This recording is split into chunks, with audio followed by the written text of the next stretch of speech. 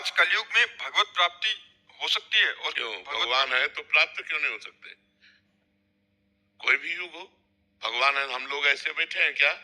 पूरा जीवन ऐसे व्यतीत हो गया क्या? मजाक में जीवन व्यतीत होता है क्या?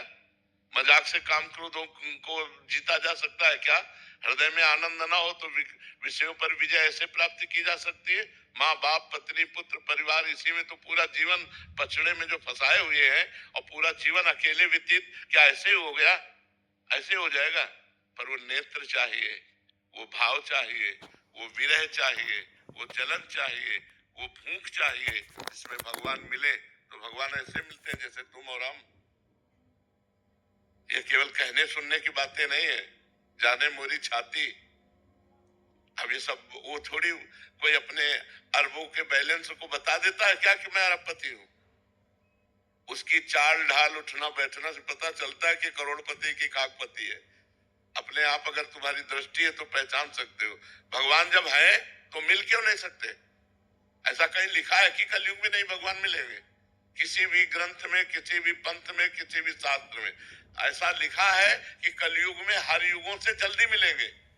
हमारी आयु 100 वर्ष और 10-10 हजार वर्ष से एक एक पैर के अंगूठे के बल खड़े होकर जब भजन करते थे तब भगवान के दर्शन होते थे। हमारी तो आयु ही 100 वर्ष है, और वहां तो 10-10 हजार वर्ष तक तपस्या करते थे, तो हम तो बहुत जल्दी भगवान को प्राप्त कर लेते। जो 10,000 वर्ष तपस्या करने का फल मिलता था, कलयुग में 24 घंटे नाम कीर्तन करने से मिल जाएगा। इतनी कलयुग की में कलयुग समयुग आन नहीं, विश्वास करो, कलयुग समयुग आन नहीं।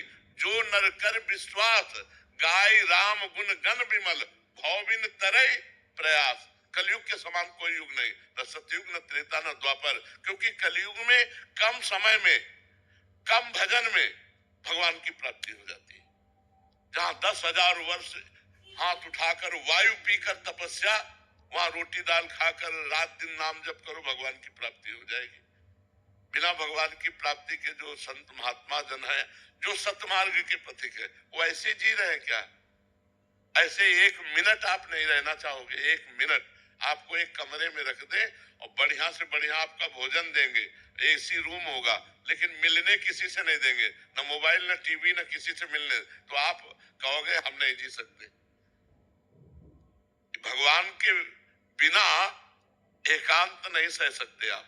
एकांत सबसे बड़ी सजा है, और अगर भगवान से चित्त जुड़ा है तो एकांत सबसे बड़ा आनंद है। समाज से एकांत की तरफ मन भागता है जिसका मन भगवान से जुड़ने लगता है। तो आप सोचो, आप लोगों ने पूरा जीवन व्यतीत किया, कैसे ऐसा हो सकता है कि भगवान ने मिले हम चैन से मुस्कुरा रहे हैं? भगवान के बिना हमारा जीवन ही नहीं है।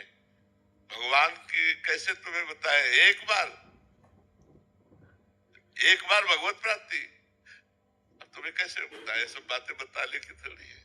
महाराज जी, इसमें एक प्रश्न था। महाराज जी, आप काफी बार हम सत्संग में सुना है कि आप कहते हैं कि हम सच में, हमारा स्वभाव ऐसा था कि हम माइक से बोल देते। हाँ, अगर भगवान का अनुभव ना होता ना, परमानंद की बात, तो हम माइक से बोल देते कि हमारा स्वभाव ऐसा जिद्दी। लेकिन हम यही कहते हैं, कमी हमारी और कृपा उनकी, कमी हमारी और कृपा भगवान की। स्वभाव में हम बता रहे हैं।